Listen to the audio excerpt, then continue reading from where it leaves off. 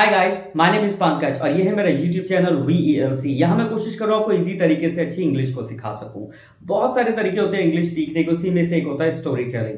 तो आज मैं इस वीडियो में आपको एक स्टोरी सिखाऊंगा। तो अगर हम लोग स्टोरीज की बात करें तो ज्यादातर स्टोरीज पास्ट फॉर्म में होती हैं, ऑफकोर्स पास्ट फॉर्म में, क्योंकि किया था, कर रहा था, करता था। ज्यादा स्टोरी में हम लोग यही फॉर्मेशन यूज करते हैं। अगर किया था तो वर्ब की सेकेंड फॉर्म लगा देंगे, कर रहा था तो वॉज वर्ब के साथ वर्ब में ING लगा देंगे, और करता था तो यहाँ यूज टू के साथ फर्स्ट फॉर्म का यूज हो जाएगा। तो आइए एक कहानी लेते हैं, थर्स्टी क्रो, प्यासा कौवा। तो हिंदी में और इंग्लिश में दोनों में मैं ट्राई करूंगा आपको कहानी बताने के लिए, ताकि आप इजीली समझ सके कि इंग्लिश में कहानी को कैसे बताया जाता है, तो आप अपनी बातों को इजीली एक्सप्रेस कर पाएंगे। अगर आप किसी को बताना चाहते हैं मैंने ये किया था, मैं कर रहा था, मैं करता था। तो आज हमारी पहली जो स्टोरी है वो है प्यासा कौवा, अ थर्स्टी क्रो। तो आइए शुरू करते हैं। प्यासा कौवा था। There was a thirsty crow. वह एक जंगल में रहता था। He used to live in a jungle.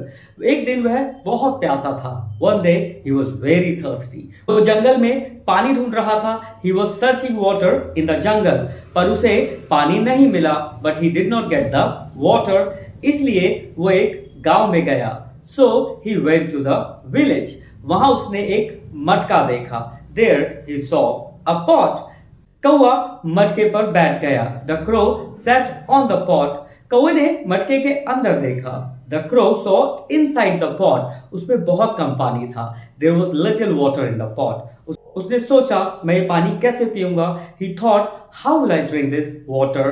तभी उसने कुछ पत्थर देखे। Then he saw some pebbles. और उसे एक आइडिया आया। And he had an idea. उसने पत्थरों को इकट्ठा किया। He collected all the pebbles. और उसने पत्थरों को मटके में डाला। And he put the pebbles in the pot. धीरे धीरे मटका पत्थरों से भर गया।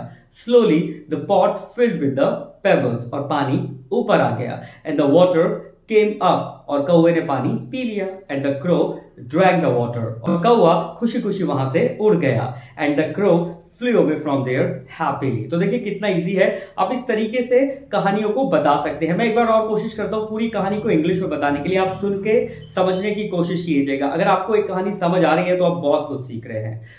Once upon a time there was a thirsty crow. He used to live in a jungle. One day he was very thirsty and he was searching water in the jungle, but he did not get the water. So he went to the village. There he saw a pot. So sat on the pot. When he saw inside the pot there was little water. He thought, how would I drink this water? Suddenly he saw some pebbles and he had an idea. He collected all the pebbles and he put the pebbles in the pot one by one. Slowly the pot filled with the pebbles and the water came up. In the end, crow drank the water and flew away from there happily. देखिए कितना easy है। आप कोशिश कीजिए इस कहानी को अपने आप बताने के लिए। अगर आप ये कहानी इंग्लिश में बता पाएंगे तो आप बहुत कुछ सीख सकते हैं। और मैं कोशिश करूंगा अपनी वीडियोस में अलग अलग कहानी आपके लिए लाऊं और आपको और अच्छी इंग्लिश में सिखाऊं। अगर आपको मेरी ये वीडियो अच्छी लगी है तो प्लीज इस चैनल को सब्सक्राइब कीजिए, ताकि आने वाली वीडियो से आप और अच्छे तरीके से इंग्लिश को सीख सकें।